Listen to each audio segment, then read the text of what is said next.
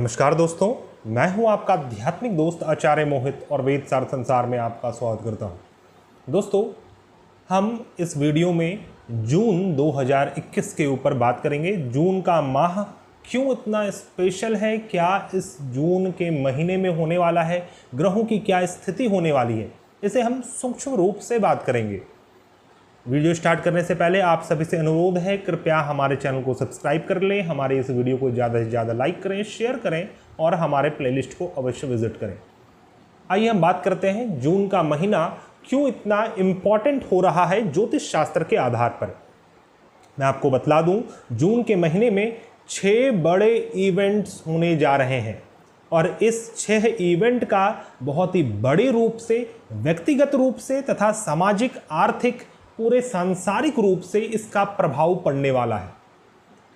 इस वीडियो में हम सभी पॉइंट्स को एक छोटे छोटे ब्रीफ वे में टच करेंगे और इसी वीडियो को एलोबरेट करते हुए हम इसका प्रभाव पूरे भारतवर्ष में क्या पड़ेगा, देश विदेश में क्या पड़ेगा, कोरोना वायरस तथा हमारे देश के आर्थिक स्थिति, हमारे देश के बाउंड्रीज में इसके क्या प्रभाव पड़ेंगे, इन सभी विषयों पर हम आने वाले वीडियोज़ में बात करेंगे। पहले हम इसमें बात कर लेते हैं कि जून महीने में एग्जैक्टली होने क्या वाला है। तो जैसा कि मैंने आपको बतलाया, 6 बड़ी घटनाएं इस जून माह में घटने वाली है। सबसे पहला घटना वह यह कि जिस दिन साल का पहला सूर्य ग्रहण पड़ रहा है उसी दिन शनि जयंती भी है। अमावस्या का दिन रहेगा और उस दिन शनि जयंती है और सूर्य ग्रहण है। तो दोस्तों, मैं आपको बतला दूं, जब हम मैथोलॉजिकल स्टोरीज पढ़ते हैं, जब हम शास्त्रों का अध्ययन करते हैं तो हमें यह पता चलता है कि सूर्य और शनि पिता पुत्र हैं। सूर्य पिता हैं, शनि पुत्र हैं और दोनों के मध्य कभी भी आपसी तालमेल नहीं रहता है, उनके मध्य आपसी सामंजस्य नहीं है। उसी के कारण यह अपना वही कैरेक्टरिस्टिक ज्योतिष शास्त्र के फलित में भी दिखलाता है। और मेदिनी ज्योतिष के अंतर्गत जब सूर्य शनि का संबंध बनता है तो पूरे समाज में प्रलय की स्थिति उत्पन्न होती है। राजा को, प्रशासन को या फिर एडमिनिस्ट्रेशन को, गवर्नमेंट को कष्ट उठाना पड़ता है और उसके साथ साथ प्रजा को भी समस्याएं उत्पन्न होती हैं। तो यह जो सूर्य ग्रहण में शनि जयंती पड़ रहा है, मैथोलॉजिकल स्टोरीज में हमें यह पता चलता है कि जब शनिदेव का जन्म हुआ और तो उसी समय सूर्य को ग्रहण लग गया। तो आप समझ सकते हैं कि वही स्थिति पुनः उत्पन्न हो रही है। इट मीन्स कि हिस्ट्री इज रिपीटिंग इटसेल्फ, और जब हिस्ट्री रिपीट कर रहा है तो उसी प्रकार की घटनाएं पुनः उत्पन्न होने वाली है। और सबसे विशेष बात यह है कि सूर्य ग्रहण के दिन शनि जयंती तो पड़ेगा, फिर 15 जून को सूर्यदेव, सूर्य ग्रह राशि परिवर्तन करने वाले हैं और यह राशि परिवर्तन करके मिथुन राशि में प्रवेश करेंगे। अभी वर्तमान में वृषभ राशि में गोचर कर रहे हैं। जब मिथुन राशि में गोचर करेंगे तो सूर्य और शनि का जो संबंध है वह षडाष्टक योग का बन जाएगा। सूर्य शनि का षडाष्टक योग पूरे विश्व में किस प्रकार से प्रभाव देगा, इसके ऊपर मैं एक इंडिविजुअल वीडियो इसके ऊपर पूर्ण विश्लेषण के साथ बनाऊंगा। लेकिन दोस्तों, यह षडाष्टक योग हमारे भारतवर्ष के लिए बिल्कुल भी शुभ नहीं है। वैसे तो यह सूर्य ग्रहण हमारे भारतवर्ष में नहीं पड़ रहा है, इसीलिए इसका बहुत बड़ा प्रभाव नहीं देखने को मिलेगा, क्योंकि सूर्य ग्रहण के साथ साथ जो शनि जयंती है इसका प्रभाव अन्य देशों में देखने को मिलेगा। उसमें सबसे बड़ा देश अमेरिका है। अमेरिका के बहुत सारे पार्ट में बहुत ज़्यादा ऊंच नीच की स्थिति उत्पन्न होगी, बहुत अनेक प्रकार की गतिविधियाँ उत्पन्न होंगी। उसी प्रकार यह जो सूर्य शनि का षडाष्टक योग बनने जा रहा है, क्योंकि सूर्य ग्रह मिथुन राशि में होंगे और शनि ग्रह मकर राशि में होंगे, तो यह जो षडाष्टक योग है, सूर्य से शनि अष्टम भाव में रहेंगे और शनि से सूर्य छठे भाव में रहेंगे। अर्थात सूर्य का जो मृत्यु है वह वहाँ पर शनि ग्रह बैठे हुए हैं और शनि का जो रोग है वहाँ पर सूर्य ग्रह बैठे हुए हैं। अर्थात रोग और रोग के कारण मृत्यु, प्रशासन को कष्ट, प्रशासन को किसी लेफ्टीज से या फिर कोई वैसे तंत्र से जो कि सदैव गवर्नमेंट को नीचा करना चाहते हैं, गवर्नमेंट के विरुद्ध काम करते हैं, उसके तरफ से भी परेशानी उत्पन्न होगी। इसीलिए यह अनेक प्रकार के प्राकृतिक घटना, दुर्घटना कोई मैन मेड आपदा को भी दर्शाता है। सूर्य शनि का यह षडाष्टक योग, दोस्तों मैं आपको बतला दूं, इस योग के कारण जैसे ही 15 जून 2021 आएगा, सूर्य जैसे ही शनि से षडाष्टक योग बनाएंगे, वैसे ही पूरे समाज में एक प्रकार का अराजकता उत्पन्न हो सकता है। अराजकता का अर्थ है कि जो वहाँ के सिविलियंस हैं, जो हमारे कंट्री के सिविलियंस हैं, अर्थात कि हम जनता, नॉर्मल जनता जो है, वो गवर्नमेंट के खिलाफ आवाज़ उठा सकते हैं। और यह स्थिति सिर्फ भारत में नहीं, पूरे विश्व में अनेक देशों में देखी जा सकती है। उसमें से एक चाइना, अमेरिका और भी अनेक कंट्रीज़ हैं जिसमें बहुत ज़्यादा चहल पहल होने वाला है। इन सभी विषयों पर मैं एक इंडिविजुअल वीडियो लेकर आऊँगा।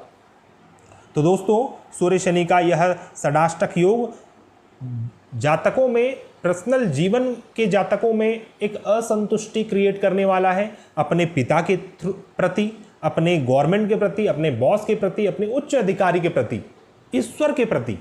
तो इस प्रकार की स्थितियां उत्पन्न होने वाली है। तो यह दो घटना मैंने आपको बतलाया अभी तक।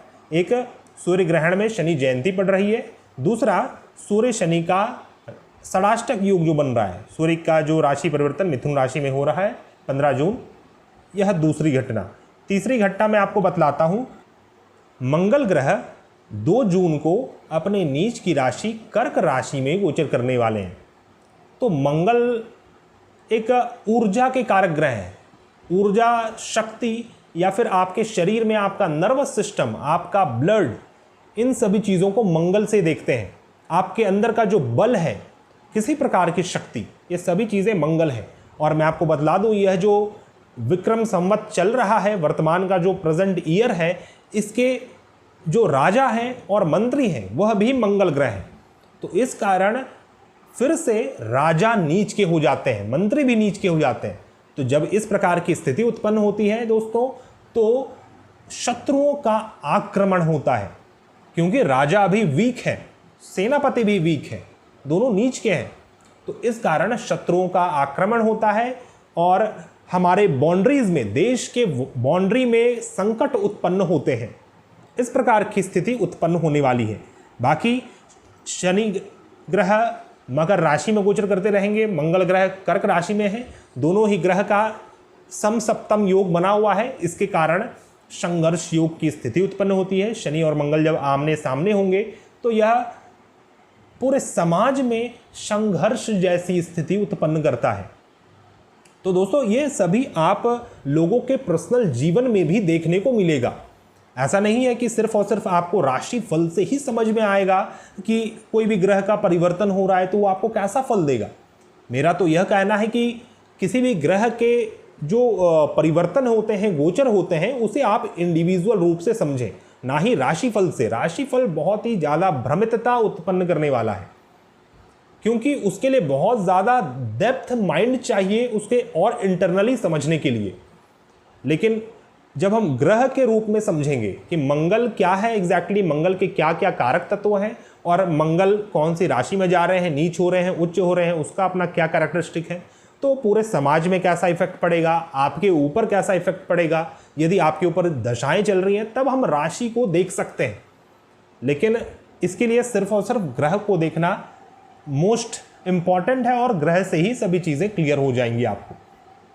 तो मैंने जैसा आपको बतलाया कि मंगल और शनि आमने सामने होंगे, जिसके कारण देश विदेश में तनाव, झगड़ा, विवाद जैसी स्थिति उत्पन्न होगी।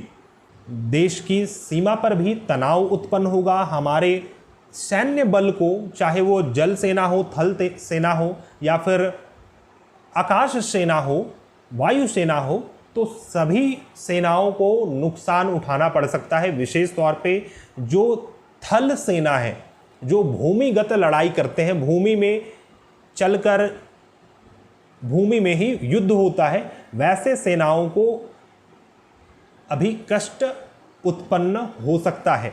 हमारे सेना जवानों का लॉस हो सकता है। तो ये तो मेदिनी ज्योतिष के अंतर्गत है।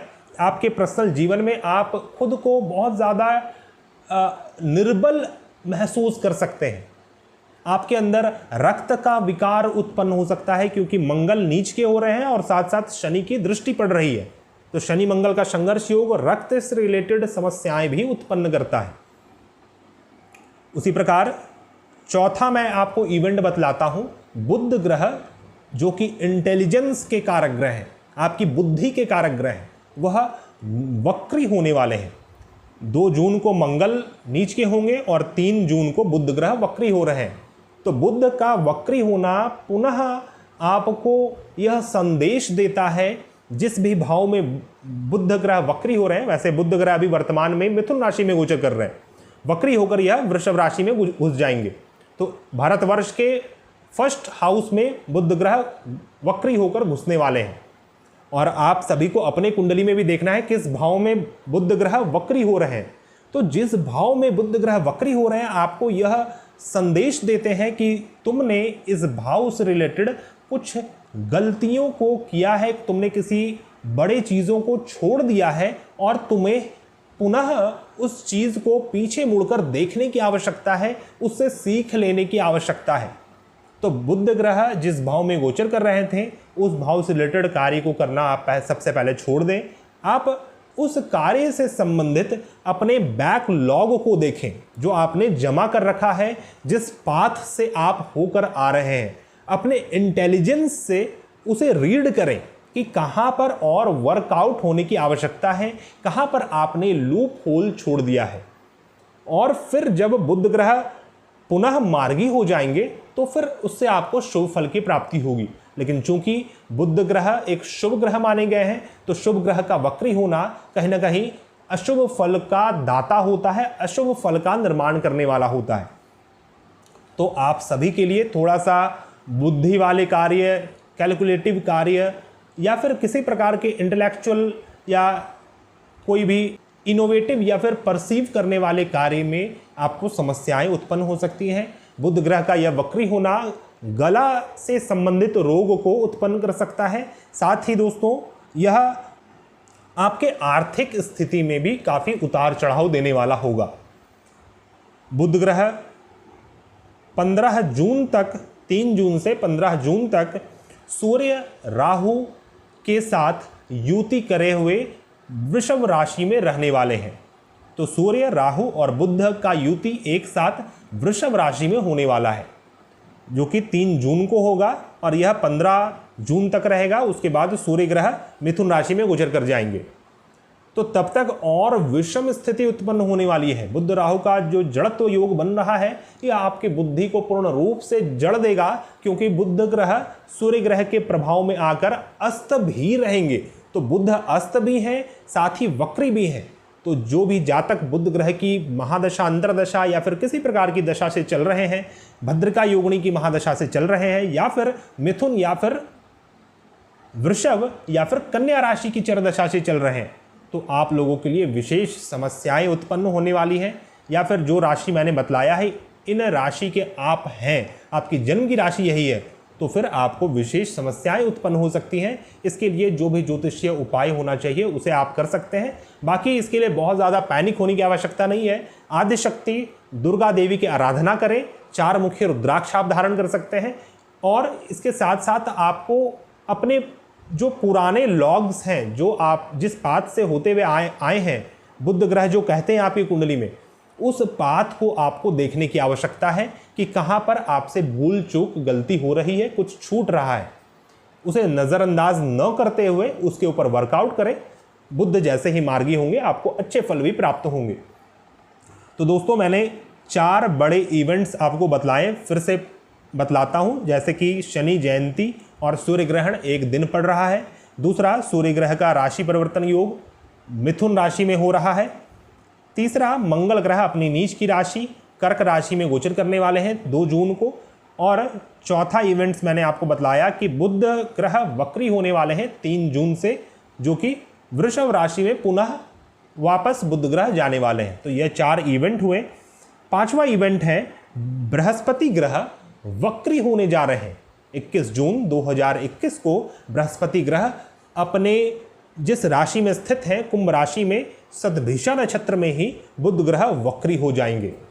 बुध ग्रह का वक्री हो जाना कई दृष्टिकोण से सुखद फल देने वाला नहीं होगा। जिस प्रकार शनि का वक्री होने में मैंने आपको बतलाया था कि उसका टैगलाइन ही मैंने रखा था कि खुश हो जाएं, शनि वक्री हो रहे हैं। लेकिन दोस्तों यह शनि नहीं, यह बृहस्पति हैं। सबसे शुभ प्लैनेट बृहस्पति ग्रह माने गए हैं। बृहस्पति आपके जीवन में ज्ञान, विद्या, विवेक, आपके विवाह, संतान, आपके शिक्षार्जन, विद्यार्जन तथा आपके पूर्व जन्म के शुभ कृत्य कर्म हैं, आपके गुरु हैं, आपके पिता हैं।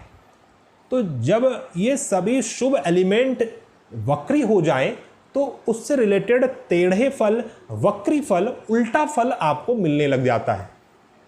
यही कारण है कि 21 जून 2021 से शुभ कारक तत्व जैसे कि धन, विवाह, ज्ञान या फिर सत्कर्म, इन चीज़ों से पूरा समाज वंचित हो सकता है। सभी का ध्यान शुभ कर्मों से हट जाएगा या फिर वक्री हो जाएगा। बृहस्पति ग्रह को जीव भी कहा गया है। बृहस्पति आपका जीव है और सूर्य आत्मा है, इसलिए जब सूर्य और बृहस्पति का योग बनता है तो उसे जीव आत्मा योग कहते हैं। तो जब जीव वक्री हो रहा है तो इसके कारण क्या है कि समाज में रोग की वृद्धि हो सकती है। और जैसा कि कोविड का तीसरा लहर, इसके आने की आशंका है। महाराष्ट्र में आज के दिन ही एक डिस्ट्रिक्ट से 8000 नए कोविड केस निकलते हैं, जो कि सभी बच्चे हैं, अर्थात कि तीसरा वेव आ चुका है। और ग्रहों का इतना सारा जो परिवर्तन हो रहा है, यह और भी भयावह स्थिति की ओर दर्शाता है, रुख करता है। तो आपको बहुत ज़्यादा सावधान हो जाना चाहिए, किसी भी प्रकार के चांडाल जैसे वृत्तियों में न पड़े, क्योंकि बृहस्पति जब नीच के होते हैं, बृहस्पति जब वक्री होते हैं, और भी कई सारे ग्रह अपने प्रतिकूल स्थिति में जा रहे हैं, तो इस कारण पूरे समाज की प्रतिकूलता हो सकती है और जो रोग चल रहा है उसमें वृद्धि हो सकती है, प्राकृतिक आपदा आ सकता है और कुछ नए बीमारी भी बाहर आ सकते हैं। तो आपको सावधान होना चाहिए। बृहस्पति जीव है। अब छठे इवेंट के ऊपर बात करते हैं। छठा इवेंट यह है कि शुक्र ग्रह अपना राशि परिवर्तन कर रहे हैं। 22 जून 2021 को शुक्र ग्रह मिथुन राशि से कर्क राशि में गोचर करने वाले हैं। शुक्र ग्रह का मिथुन राशि से कर्क राशि में गोचर कहीं ना कहीं शुभ फल उत्पन्न करेगा। यह अपने भारतवर्ष के लिए भी अच्छा रहेगा और पूरे समाज के लिए, आप सभी के लिए शुक्र ग्रह का यह गोचर अच्छे फल को उत्पन्न करने वाला रहेगा, क्योंकि शुक्र स्त्री तत्व के कारक ग्रह हैं और जो कर्क राशि है यह भी एक स्त्री तत्व की राशि है, जल तत्व की राशि है। तो यहाँ पर स्त्री तत्व के जो ग्रह होते हैं वो अच्छा फील करते हैं, फेवरेबल फील करते हैं। तो इसके कारण कहीं ना कहीं शुभता तो उत्पन्न होगी ही। और शुक्र चूंकि कर्क राशि में गोचर करेंगे और इसके जस्ट सामने शनि ग्रह स्थित है, तो शुक्र और शनि का जो सप्तम जो योग बना हुआ है, सप्तम जो योग बना हुआ है, यह धन से रिलेटेड अच्छे परिणाम उत्पन्न करेगा। शुक्र और शनि का जब भी संबंध बनता है तो इसे धन योग कह सकते हैं और दोनों ही ग्रह मित्र ग्रह माने गए हैं। तो इससे कहीं ना कहीं अनुकूलता तो अवश्य उत्पन्न होगी। लेकिन एक बात और ध्यान देने वाली बात है कि मंगल ग्रह शुक्र ग्रह के साथ ही स्थित रहेंगे कर्क राशि में, और मंगल वहाँ पर नीच के रहेंगे। तो मंगल नीच के हैं, उसके साथ शुक्र है, तो इसका जो अपना अशुभ प्रभाव है वह भी देखने को मिलेगा। तो इसके कारण समाज में स्त्रियों से या फिर स्त्री के प्रति कुछ गलत व्यवहार हो सकते हैं। साथ ही स्त्रियों का मान हानि हो सकता है, क्योंकि मंगल जो है बहुत ही हार्श प्लैनेट है। जब मंगल नीच के हैं वहाँ पर शुक्र ग्रह जा रहे हैं तो थोड़ा सा प्रॉब्लमैटिक है। लेकिन जब मंगल बली है, उसके साथ शुक्र है, तो फिर शुक्र को बहुत अच्छा फील होता है। लेकिन नीच का मंगल, उसके साथ शुक्र, फिर शनि की दृष्टि, ये कहीं ना कहीं अशुभ तत्वों को भी दर्शाता है। लेकिन शुक्र के अपने कारक तत्वों के लिए जब हम देखेंगे तो यह शुभ फल तो देने वाला रहेगा, शुक्र ग्रह का कर्क राशि में गोचर। लेकिन यह जो संबंध बन रहा है शुक्र मंगल फिर शनि की दृष्टि और मंगल ग्रह नीच के, ये एक अशुभ संबंध है। इसके लिए थोड़ा सा आप सभी फीमेल्स को, आप सभी स्त्रियों को विशेष ध्यान रखने की आवश्यकता है और फिर सभी चीज़ें मंगलमय होंगी। तो दोस्तों मैंने यहाँ पर 6 बड़े इवेंट्स आपको बतलाएं। इसके लिए क्या उपाय होना चाहिए? सबसे बेस्ट उपाय जो है अभी के समय में, अभी का जो काल चल रहा है इस समय में, कि आप नित्य होम करें। नित्य होम का कंसेप्ट हमारे भारतवर्ष में बहुत ही ज़्यादा सनातन परंपरा से चलता हुआ आ रहा है। लाखों लाखों साल पूर्व से नित्य होम का विधान है। नित्य होम का अर्थ है कि आप छोटा सा एक हवननुमा बना लें, जिसमें लकड़ी आप सजाकर और सिर्फ घी से, शुद्ध घी से आप हवन कर सकते हैं, या फिर किसी भी प्रकार की समिधा से आप उसमें थोड़ा सा घी, थोड़ा सा गुगुल, थोड़ा सा आपको मधु और भी जो हवन सामग्री होती है, थोड़ा तिल, काला तिल, सफ़ेद तिल, जौ, चावल, इस प्रकार की चीज़ों को मिलाकर अपने श्रद्धा से सिर्फ और सिर्फ आपको गायत्री मंत्र से आपको प्रतिदिन हवन करना है। आपको किसी भी प्रकार की अशुभता, बुरी शक्ति नहीं प्रभावित कर पाएगी। इसका रीज़न है क्योंकि मंत्रः अधीना देवता, देवता मंत्रों के अधीन होते हैं। हमारा और देवताओं का बहुत ही म्यूचुअल संबंध बना हुआ है। भगवान बहुत ज़्यादा परे चीज़ है। भगवान बहुत ज़्यादा डिसकनेक्टेड है हम इंसानों से। हम इंसानों से जो कनेक्टेड है वो डायरेक्टली देवता है। हम अगर शुभ कर्म करते हैं, देवताओं को यज्ञ करते हैं, तो देवता को उसका भाग मिलता है और देवता प्रसन्न होकर, संतुष्ट होकर पृथ्वीवासी को संतुष्ट करते हैं। तो इसीलिए अभी हमें चाहिए कि ज़्यादा से ज़्यादा हम धर्म के कार्य में, जो कि सनातन कार्य है, सनातन परंपरा है, उस ओर मुड़े। कोई भी ग्रह का इतना ज़्यादा प्रभाव नहीं होता कि वह आपके इच्छा शक्ति से, आपके आत्मबल से ऊपर उठ जाए। ये तो बस एक बोलने की बात है, बिल्कुल प्रभाव करता है, तभी पूरा संसार चल रहा है। हर एक चीज़ नवग्रहों से ही संचालित हो रहे हैं। लेकिन जब आपका आत्म जग जाए तो आत्मा ही ईश्वर है। इसमें जब ईश्वर की अनुभूति हो जाए तो फिर इसको कोई भी बाहरी तत्व छू नहीं सकता। आप खुद के स्वयं मालिक हो जाते हैं। तो दोस्तों, वीडियो समाप्त करते करते आप सभी से यह अनुरोध करना चाहूँगा, आपको वीडियो कैसा लगा आप हमें कमेंट में अवश्य बतलाएं। और भी इंटरेस्टिंग वीडियोस के लिए आप सभी वेट करते रहें, हमारे चैनल को सब्सक्राइब करें। हमारे चैनल में बहुत सारे ऐसे महत्वपूर्ण वीडियोस डाले जाते हैं और डाले जाएंगे जो आपको पॉजिटिवली प्रभावित करेगा, आपके ज्ञान में वृद्धि करने वाला होगा। तो दोस्तों, हम मिलते हैं नए वीडियो में, तब तक के लिए धन्यवाद। जय हिंद।